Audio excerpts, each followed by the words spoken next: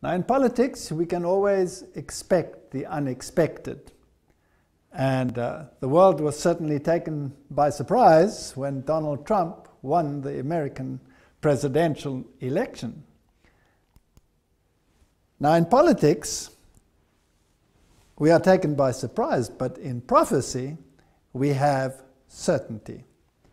And when we look at the prophetic picture of the book of Revelation, then we can see that there is a plan and there is a movement in a particular direction. And even though it looks confusing out there and sometimes doesn't work according to our expectations, the plan will be fulfilled according to the prophetic picture. In Revelation, we read that the second beast will form an image to the first beast. Now, the first beast was identified by the Protestant world as the papal system, and the second beast was looked at in the Protestant context, and Wesley in his time expected that it would soon appear. And the only one that fulfills all the criteria of the second beast is the United States of America, that would make an image to the first beast. Now, the first beast, as we know, was a politico-religious system that dominated world events and world affairs. And so the second system will be the same, where politics and religion will be mingled with each other and will elevate the first beast in the process. Now, that is what the prophetic scenario says. And sometimes when we look at events in history, it seems as though the exact opposite is happening. JFK said the following: "I believe in an America where the separation of church and state is absolute, where no Catholic prelate would tell the president, should he be Catholic, how to act, and no Protestant minister would tell his parishioners for whom to vote, where no church or church school is granted any public funds or political preference, and where no man is denied public office merely because his religion differs from the president, who might appoint him, or the people who might elect him. I believe in an America that is officially neither Catholic, Protestant, nor Jewish, where no public official either requests or accepts instructions on public policy from the Pope, the National Council of Churches, or any other ecclesiastical source, where no religious body seeks to impose its will directly or indirectly upon the general populace or the public acts of its officials, and where religious liberty is so indivisible that an act against one church is treated as an act against all." So Kennedy still stood for the absolute separation of church and state. Now, if the prophecy is to be fulfilled, then this situation must change, because the image must be like the original. And the original was church and state dictating morality to society. And so the second beast must, if it's to become an image, do exactly the same. Now, I believe one of the reasons why Kennedy disappeared from the scene and was assassinated was because he stood for these principles, besides other things that he did, like touch the Federal Reserve, etc. Now, under the two-party state in the United States, we seem to think that you are either voting for one system or another system. But that is, in fact, not the case. Quigley, who was Bill Clinton's favorite professor, said the following in his Tragedy and Hope: "The argument of two parties should represent opposed ideas and policies. One perhaps of the right and the other of the left is a foolish idea acceptable only to doctrinate and academic thinkers. Instead, the two parties should be almost identical, so that the American people can throw the rascals out at any election without leading to any profound or extensive shifts in policy. The policies that are vital and necessary for America are no longer subject of significant disagreement, but are disputable only in details of procedure, priority, or method." In other words, what he's saying is that the two-party system is there just to appease the populace, but the general direction will be the same. The puppet masters behind the scenes will still control events as they deem fit. Now, some of the puppets might not even know what is happening because the puppet master is in control. And sometimes even high officials can be misled or be thinking that they are doing one thing when they are actually propagating something else. Now, this is how the Hegelian dialectic works. If we have a look at a definition, it says it's a framework for guiding thoughts and actions into conflicts that lead to synthetic solutions which can only be introduced once those being manipulated take a side that will advance the predetermined agenda. So there's controlled opposition, problem, reaction, solution. Now, this has been used for millennia in the political sphere. You create the crisis to induce the change, to bring about the direction that you really want everyone to go. But you have to swing the general mindset in a particular direction in order to get there. Now, let's assume you want a particular religious agenda to be instituted, and you know that secular society will not fall for that idea. Then you can bring in this dialectic and bring in an opposing view, bring in an opposite view which becomes totally unacceptable to the general populace, forcing them in a direction where they will eventually embrace that which you wanted all along, but had they remained middle of the road, they would never have accepted such a solution. So this is a method of mind control, mass mind control. Now, when we look at the Obama legacy, then this becomes apparent. He's the one who said Trump is unfit to serve as president. And Donald Trump was using all the failures of the past administration to highlight his points. I mean, if you look at the entire world, it's in chaos. Refugees are streaming in all over. Bombs are exploding. ISIS is out of control. And all of these issues play on the minds of people and is herding them in a particular direction where they want to ensconce themselves and protect themselves from these waves of evil that are rolling in upon society, and then perhaps doing exactly that which prophecy said they would do, which they would not normally have done had the circumstances been different. So what is the legacy of Obama and Hillary Clinton? Well, it is a liberal agenda. We have seen so many changes in society and so many laws being brought in where, well, a Christian morality seems to be decimated, nothing left of it, so that those that have a Christian ethic would want to scream out and say, we have to change this world. It can no longer carry on like this. And this is exactly what you do. You swing the pendulum to absolute liberalism in every sphere, and then you let it go and let it swing to the other side so that you can get exactly what you want and what prophecy predicts. Obama is the one who said the future must not belong to those who slander the Prophet of Islam. Now, if you look at the web pages, there's so much conjecture as to whether the man was perhaps a clandestine Muslim. And there are pictures of his ring, which tends to be Islamic, and there are pictures of him in Islamic dress, and many, many statements to this effect. And if you look at the administration, many high officials are of the Muslim faith.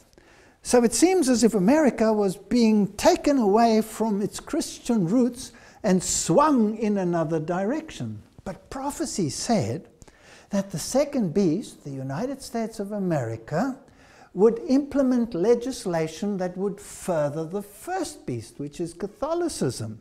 And therefore it must be a Christian nation bringing about Christian legislation. And here you had Obama taking the mindset in a totally opposite direction. This is a brilliant Hegelian dialectic. Whether he knew about what he was doing, whether he did it consciously or whether he did it subconsciously is irrelevant. The fact of the matter is, this is what has happened. I believe, of course, that the insider elite is pretty clued up as to what the agenda is, but nevertheless, one can leave open the option that they might have done it unknowingly. But this was the legacy. And now, with the Trump administration, we are going to probably see the pendulum swing. Catholic Herald, Obama calls for world leaders to heed Pope Francis's message.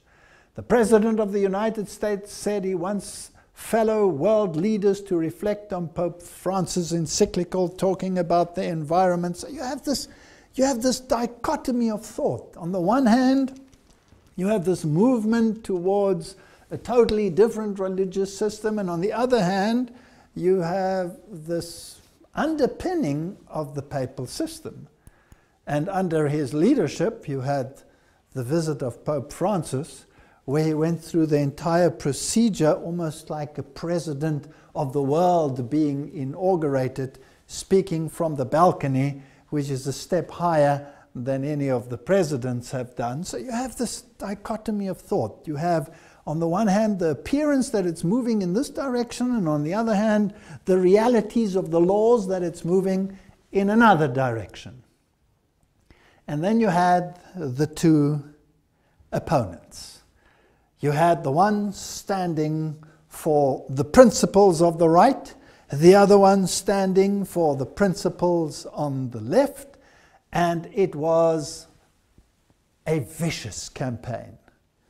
Now, is this a dialectic, a Hegelian dialectic? Is this a game of good cop, bad cop, or two ideologies which are to undergo pendulum swing? Well, let's have a look at some of the facts without judging any of the individuals and see whether we can come up with some form of conclusion. Here we have the famous supper, the so-called charity supper that takes place just before the election, where you have the Archbishop of New York, who always is the head of the Knights of Malta in America, where he has this meal with the candidates that are to be elected for president. And you can see the jovial nature. This is church and state at its best. And the two of them smiling next to Cardinal Dolan. Now it's interesting when you look at the actions of these individuals, you also get this idea of this dialectic. I mean, if you take the Cardinal, for example, the papacy will make one statement, a very conservative statement, let's say with regard to whatever, lifestyle choices or contraception. The papacy will make one statement, and the people who are supposed to live it out will do exactly the opposite. So you're confused. You're thinking, why are the Jesuits and the Knights of Malta doing the exact opposite of what the papacy has just proclaimed? Why do you have this dichotomy of thought? Well, you see, in this thinking there's this yin-yang aspect. The white aspect and the black aspect, well, they augment each other. The one cannot exist without the other, so they say, in this yin-yang philosophy. So even within the ranks of the church, you have this dichotomy of thought. Now, the two candidates, as we will see, fit the bill in every single aspect. If you go to the web pages and you look at the bloodlines of the American presidents, then it is a known fact that all the presidents that have well, reigned in the United States have all been related. So let's have a look at what the media has to say. If all presidents are related, which of the 2017 candidates will be the next president? As it turns out, both Trump and Hillary Clinton are related to John of Gaunt, a 14th century royal. Gaunt was the first Duke of Lancaster, who was the son of King Edward III, according to MyHeritage. Trump is related through his mother, Mary Ann McLeod, back to his 17th grandfather, John Beaufort, while Clinton is related through her father and the Rodham family back to the 17th great-grandmother, Joan Beaufort. The two candidates are 19th cousins, and so they both have the right bloodlines to continue this lineage. Now, that's another story as to why they should all be related, and it's fascinating that the Bible doesn't speak about the presidents of the world, it speaks about the kings of the world. And it really, over the course of history, hasn't mattered which of the candidates has won, because the candidates have always both been in the same bloodlines. Here are the American presidential bloodlines. Here's another page that explains this. Did you know all 44 US presidents have carried European royal bloodlines into office? 34 have been genetic descendants of just one person, Charlemagne, the brutal 8th century king of the Franks. Now, that's a fascinating story, because Charlemagne is, of course, the one who was crowned emperor of the Roman Empire, the new Roman Empire, and the Pope was crowning him whilst his kingdom was falling apart. So he's a symbol of this unity of the world under one leadership, the papacy. And then if we go to Edward III of England, in fact, the presidential candidates with the most royal genes has won every single American election. Now, it seems as if Trump and Hillary had exactly the same lineage, so it didn't really matter which one of the two won. This information comes from Burke's Peerage, which is the Bible of aristocratic genealogy based in London. Every presidential election in America since and including George Washington in 1789 to Bill Clinton has been won by the candidate with the most British and French royal genes. Of the 42 presidents to Clinton, 33 have been related to two people, Alfred the Great, King of England, and Charlemagne, the most famous monarch of France. So it goes on. 19 of them are related to England's Edward III and has 2,000 blood connections to Prince Charles. The same goes with the banking families in America. George Bush and Barbara Bush are from the same bloodline, the Pierce bloodline, which changed its name from Percy when it crossed the Atlantic. Percy is one of the aristocratic families of Britain to this day. They were involved in the gunpowder plot to blow up Parliament at the time of Guy Fawkes. Now that's even more fascinating, because that was a Jesuit plot to overthrow the Protestant government in the United States. So if all these bloodlines belong to these individuals that overthrew Protestantism, well, that would be an interesting plot for the puppet masters to work on behind the scenes. But we're just looking at the facts, so let's continue.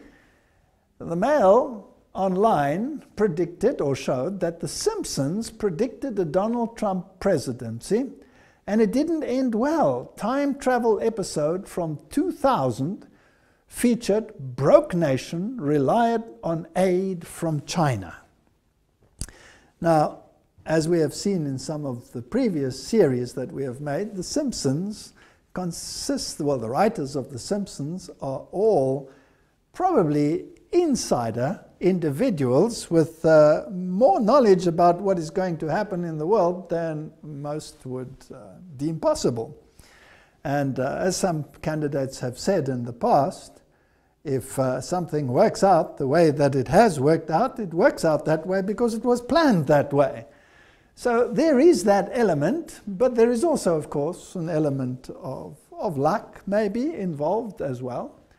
Now the Simpsons generally use many esoteric symbols in their productions, and they have been extremely accurate on a number of issues and have predicted many things that seemed unlikely or impossible years in advance. 9/11 being a case in point, the destructive events in the United States, and in their particular little issues, 16 years before this presidential election, they showed their character in the same dress as Hillary Clinton would be wearing, including the necklace, including the earrings, and that's rather fascinating. It's interesting that she actually wins the next election, but according to their scenario, Donald Trump would win the current election. So that's rather fascinating, and some of the statements and the ideologies that were contrasted there are, well, very strange to say the least. This comes from the year 2000, and they show Trump in his red tie and his jacket between the flags, and this happened in reality. So they're pretty accurate. But it gets even more bizarre because they show that Trump, that's in 2000, greeting the people in Trump Towers, going down the escalator, raising his hand, and again he has the red tie and the suit on. And reality, 2015, Trump greeting the crowds, going down the escalator of Trump Towers. I mean, it's pretty accurate. It's pretty sharp. Now, whether this is pure coincidence or whether it is not is actually irrelevant. Some of the more bizarre ones, rather interesting, are the maps that we will see in a moment. And you can see their character here saying, oh no, it's actually come true. And this is the map that has been going around where they show what the distribution of the votes would be, but this is actually not quite accurate, because this one was actually one that they used in the Romney campaign, so it doesn't apply to that previous one. But nevertheless, it's interesting that they show these red demographics, and of course this picture has changed in the present one, so you can not really use this one. Now let's have a look at some other facts, because what we are interested in is prophecy and not the games and the dialectics that are being played in this world. The National Catholic Reporter tells us that Mike Pence, who is going to be the Vice President of the United States, which is a very powerful figure, is a born-again evangelical Catholic. And the web pages in the world tell us this very thing. Now, that's somewhat of a misnomer, and a few years ago, that would not have been a possibility. To be a born-again evangelical Catholic would be considered an oxymoron. It would be impossible. In my youth, that would have been impossible. But the religious landscape has changed, and there's been such a merging of Catholicism and Protestantism that this contradiction in terms is today a common reality. So, a born-again evangelical Catholic. They say that he was a rather dedicated Catholic, Mike Pence. He was an altar boy and very dedicated. And what about Donald Trump? Well, Donald Trump attended an Ivy League school, so let's ask the Washington Post something about his background. When he was young, he went to the private Kew Forest School in Forest Hills, Queens, where his father, Frederick, a very wealthy real estate developer, was on the governing board. Behavior problems led Donald's exit from the school, at which point he was sent to New York Military Academy at the age of 13 by his parents, and who hoped the discipline of the school would channel his energy in a positive manner. He did well there and went to Fordham University, a Jesuit school in the Bronx. So Donald Trump tries to downplay his Fordham experience and rather to upplay his later experiences. And then he went to the University of Pennsylvania and studied economics for 2 years. So he did attend a Jesuit school, which is interesting and just one of the facts. Now let's go back to Mike Pence again. Postmodern evangelical Catholic conservative. But Pence is also very much a creation of the last half century of American political religious life. Born and raised Catholic, he became a Catholic youth minister and reportedly wanted to be a priest. But according to interviews, Pence has given over the years, interestingly, has more recently declined to talk specifically about his spiritual evolution. While in college from 1978 to 81, he began blending his Catholicism with evangelical Protestantism. I made a commitment to Christ, Pence said. I'm a born-again evangelical Catholic. So here we have a Catholic vice president who is in a position to reach out to evangelicals. Now it's fascinating that the other side, of course, had chosen Tim Kaine as their vice president. And the two met in debate, and apparently Mike Pence was the stronger candidate in that debate, or so they say. But nevertheless, would have made any difference, because both of these are Catholic gentlemen. And let's have a look what the Harvard Divinity School tells us about Tim Kaine and Mike Pence and faith. It says that Kaine was educated at a Jesuit high school and has been influenced throughout his life by Jesuits. Often seen as progressive and open-minded in the US, he's also been called a Pope Francis Catholic. What does it mean to be a liberal Catholic reformer?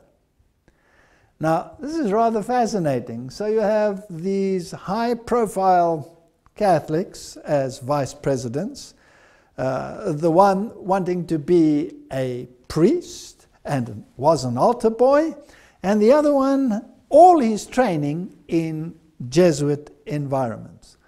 Now, it's interesting that the Jesuits themselves say, or Ignatius Loyola said, that if you have to choose sides, then a Jesuit can choose one side and represent it to the point of death, while a fellow Jesuit may choose the opposite side and defend that to the point of death. That is the Hegelian dialectic, and it's fascinating how it works. So it really wouldn't have mattered which one of these two would have become the vice president, and it really wouldn't have mattered which one of these two would have become president. Now, before I even talked about this, I thought that Hillary Clinton would probably fit the modern profile somewhat better, but I also said it doesn't matter which one of them wins. But now on reflection, it becomes rather interesting that it went the way it went. Now, in the discussion here with these people from Harvard, Donald Trump's running mate, Governor Mike Pence, described himself as a born-again evangelical Catholic. Is this an unusual faith mix? And what does this combination say about his public service? And the answer? I'm not quite sure what Governor Pence intends to affirm by a born-again evangelical Catholic. He comes from an Irish Catholic background, was raised as such during college, Indiana Hanover College. He had an evangelical religious experience under the influence of a non-denominational group. However, in the following years, he still considered himself a Catholic, went to Mass, worked as a youth minister at a Catholic church, and even thought of becoming a priest.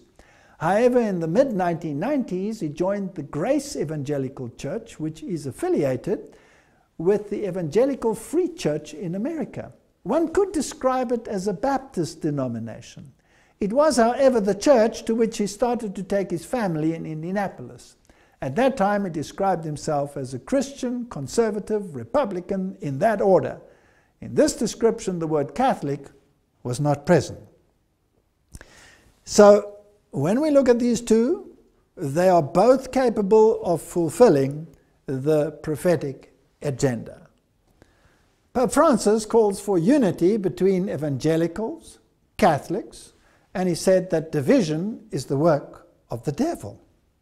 So they had to be brought together. So Pence is actually the perfect one, because he is both Catholic and evangelical and can bring them together. Pope Francis has called for unity amongst evangelicals, Catholics, and Christians from other denominations, emphasizing that we are one in Christ and warning that division between the groups is the work of the devil. Division is the work of the father of lies, the father of discord, who does everything possible to keep us divided, Francis said in a video message to a gathering sponsored by the John 17 movement. Now, the John 17 movement was a movement to gather all the evangelicals under one umbrella, under the papacy, or together with the papacy. Charisma News gives a very interesting insight. It tells us that Kenneth Copeland laid hands on Donald Trump and prayed over him. This is fascinating. Well, Charisma News is a very prominent journal. Earlier this month, we reported how Paula White set up an invitation-only meeting between the Republican presidential candidate Donald Trump and evangelical pastors. That meeting happened this week, and plenty of Pentecostals were there to lay hands on the billionaire, make declarations of his life, and pray. Beyond Paula White, also present were Kenneth and Gloria Copeland, and then another whole host of very prominent evangelical leaders. Where is this heading towards? Are we heading towards a union of church and state? Now, what is Donald Trump? Well, let's have a look. Religious News Services says, is Donald Trump now a born-again Christian?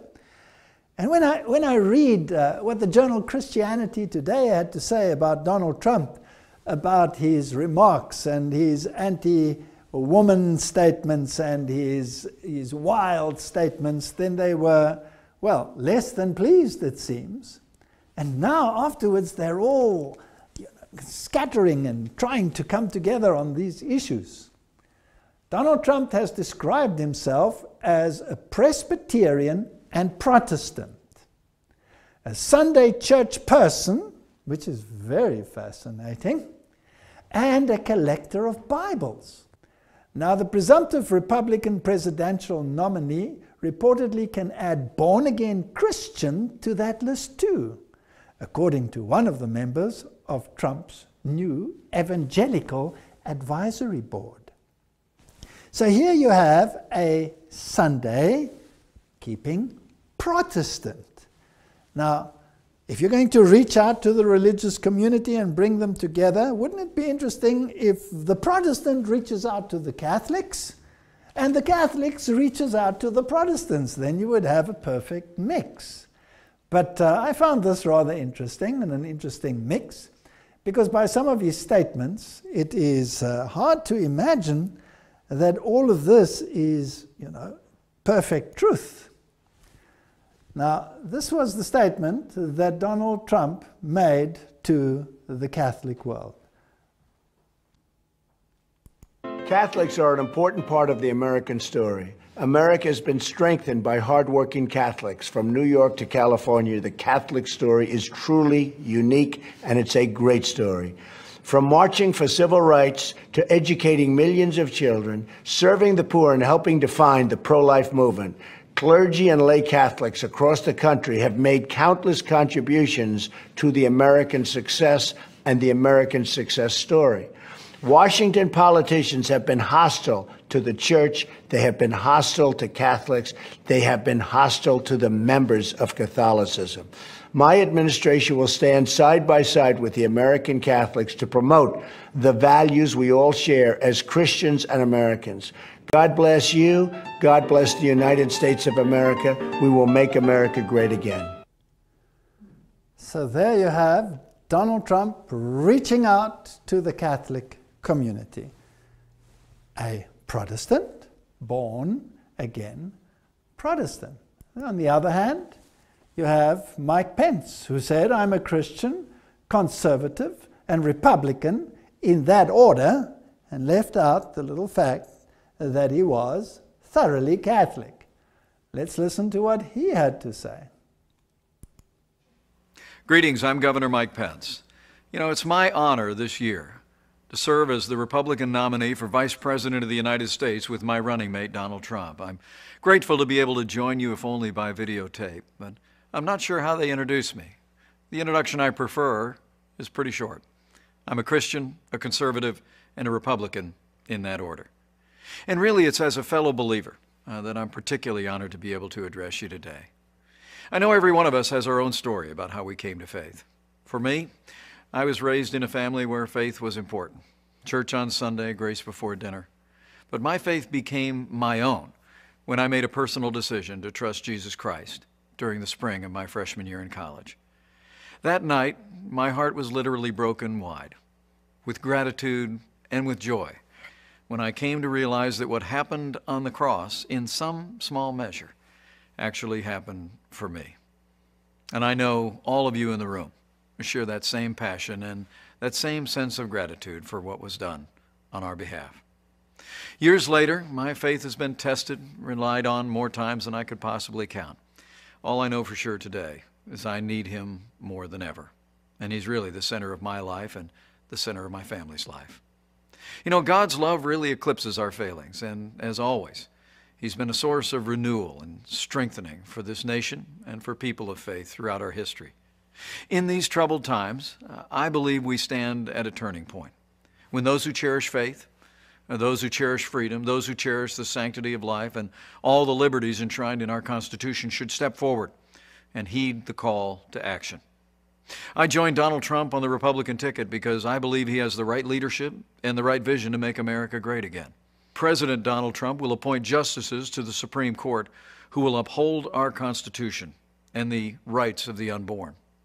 Donald Trump will also sign into law legislation that will free up the voices of faith all across this country by repealing what's come to be known as the Johnson Amendment. The Johnson Amendment's literally been on the books since the 1950s, and it essentially threatens tax-exempt organizations and churches with losing their tax status if they speak out on important issues facing the nation from the pulpit. Donald Trump and I are both committed to work with renewed Republican majorities in the House and the Senate to repeal the Johnson Amendment once and for all. You know, the truth is that a careful study of American history has shown that the strength of our nation has come from our communities of faith. Throughout our history, it's been the voices of faith that more often than not have driven our nation to a more perfect union. It was the pulpits around the American founding that thundered against the tyranny of King George. It was the pulpits around America that spoke of the evils of slavery and brought an end to the scourge of slavery in America, even through a great civil conflict. And it was voices of faith and communities of faith that transformed our nation through the civil rights movement in our own lifetime, and we're a better nation for it. The choice today for all of us, though, could not be more clear. I've never seen a more dramatic choice in a national election in my lifetime. I truly do believe we're come to a time for choosing. And I think it's a time in the life of our nation when people who cherish life, when people who cherish our liberties, when people who cherish the great traditions that are enshrined in our Constitution should come together and support Donald Trump and our agenda to make America great again. In these troubled times at home and abroad, challenging times for American families, I'd like to encourage you to do one more thing, and that is to bow the head and bend the knee in the days that remain in this election. Pray for our country. But as you do so, please pray as Lincoln said was his prayer. Not so much that God would be on our side, but that we would be, in his words, on God's side. Because I truly do believe in my heart of hearts that what's been true for millennia is still true today. That if his people, who are called by his name, will humble themselves and pray, he'll again do as he's always done throughout the storied history of this nation. He'll hear from heaven, and he'll heal our land. This one nation, under God, indivisible, with liberty and justice for all. Thank you for giving me the opportunity to address you today. May God bless you, your families, this community of faith, your church, and may God continue to bless the United States of America.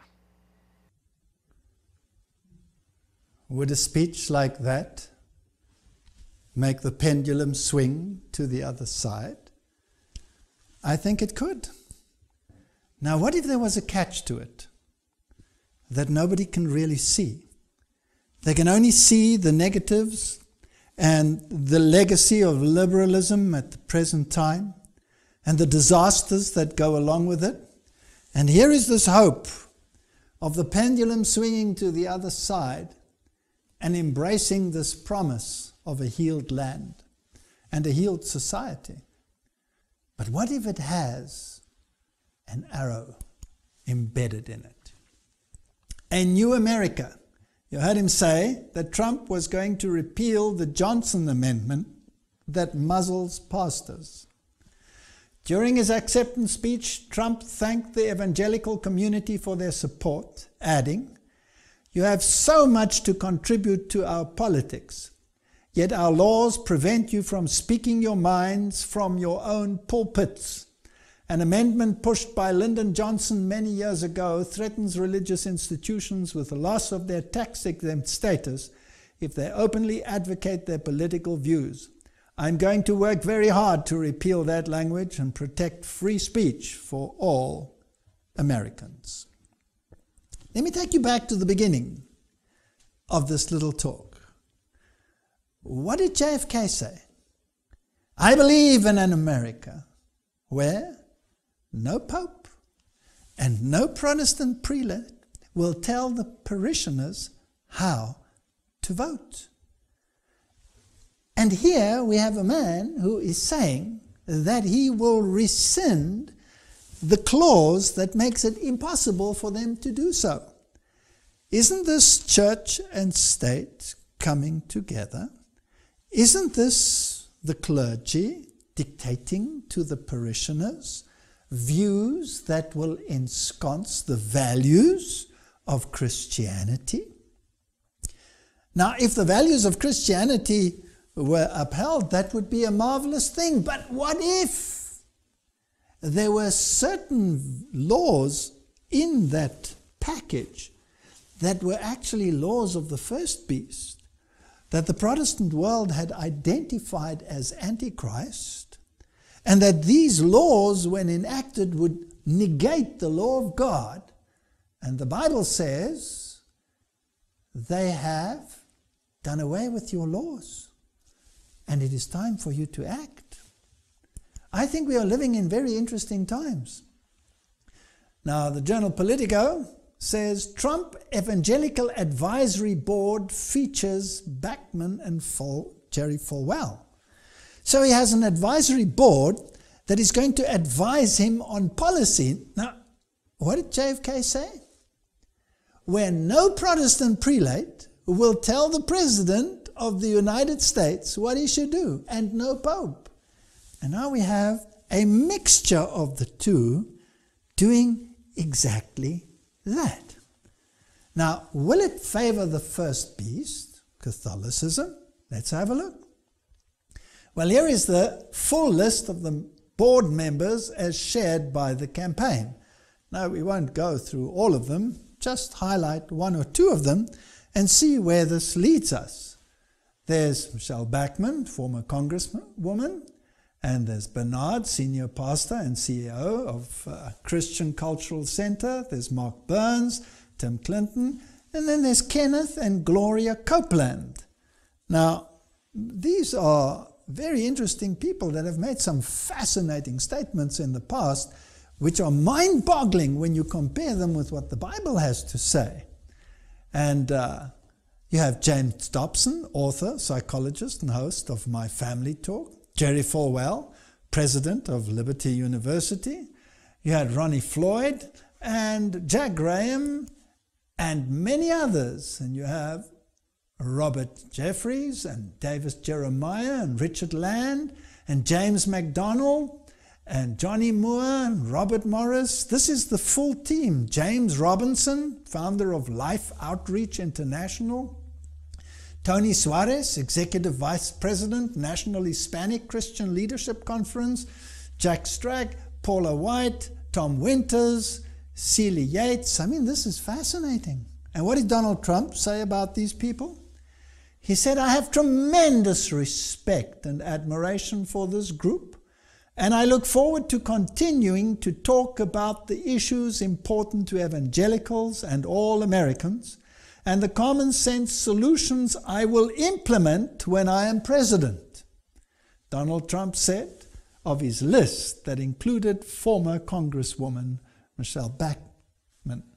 Now, let's have a look at just one or two on that list. In 2014, a group of evangelicals was taken to the Vatican by Tony Palmer, who is now deceased, and there they were to embrace each other so that the evangelicals and the Catholics could come together again. It was on that occasion, or just prior to that, where the Pope had sent a message to Kenneth Copeland, and Kenneth Copeland had blessed the Pope while speaking in tongues. And there were many other evangelical leaders there that also embraced the papal message that was sent to them. Pope Francis met televangelist Kenneth Copeland and James Robinson. Now, both of those are on the list. So this is rather fascinating. These people went to Rome to discuss the reunification, and this event is going to be very prominent and public in the year 2017, when the Lutheran world celebrates its 500th centennial of the Protestant Reformation. So these are the issues of the day. The Christian Post says megachurch pastor Jack Graham ready to champion Donald Trump after meeting with 900 evangelicals. Now, he's also one of those that went to the Pope. Former Southern Baptist Convention president and megachurch pastor Jack Graham says that he is ready to champion Donald Trump after attending the meeting between the presumptive Republican nominee and over 900 evangelical pastors and activists in New York City on Tuesday. These people are, on the one hand, now the advisors to the president, and to bring about this change, this making America great again. And on the other hand, they are the ones who are negotiating with the papacy for reunification. In fact, that is exactly what Donald Trump vowed to do. Donald Trump vowed to close the gap between church and state, according to Time. And it states that the GOP presidential nominee has tripled down with one base of political support that has steadfastly remained with him: white evangelical voters, by promising to dismantle the laws that separate church and state in America. Now, it's fascinating what he said on the issue.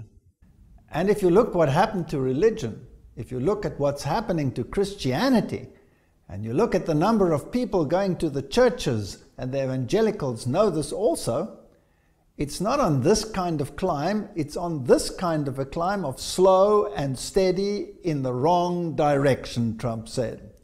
A lot of it has to do with the fact that you've been silenced. You've been silenced like a child has been silenced. You have a chance to do something that will be earth-shaking, he said. I literally mean it, earth-shaking. You've got to get your people out to vote. Now, if this is what Donald Trump promised, then he is promising precisely what the Bible said would happen. An earth-shaking event that will induce God to intervene in human affairs. It's interesting that both Donald Trump and Pence said that they cherished the Sunday because that was part of their heritage and that is what they remember of their childhood. Now, the Lord's Day Alliance and the Boston Globe said the following: "The Lord's Day Alliance, founded by 6 major Protestant denominations in 1888," I find these dates so fascinating, "spent a century fighting to force industrialists to give workers time to attend religious services and later to protect the blue laws." Those are the ones that bring in Sunday legislation. "But little by little, drinking, sporting, shopping became permissible on Sundays. In the last 20 or so years, the group has shifted to advocating to an internal recognition of the Sabbath." The point is, where can a stressed out society find regeneration and renewal? Said Reverend Rodney Peterson, executive director of the group, who drew dozens of people to an interfaith conference on Sabbath observance last week at the Old South Church in Copley Square. So this was reported in the Boston Globe on November the 2nd, 2016. This is an evangelical agenda to bring Sunday back into the mainstream again. And here we have candidates, I believe, that are in a position and have the power base to do it. Because for the first time, Republicans control both houses. This is one of the most powerful presidents that the United States has ever had. And if ever there was an opportunity to bring about the prophetic scenario, it is now. I'm not saying it will happen. I'm saying it is possible for it to happen. Revelation 13 verse 15 says, "And he had power to give life unto the image of the beast, and that the image of the beast should both speak and cause that many as would not worship the image of the beast should be killed." Is this the time in which this prophecy will be fulfilled?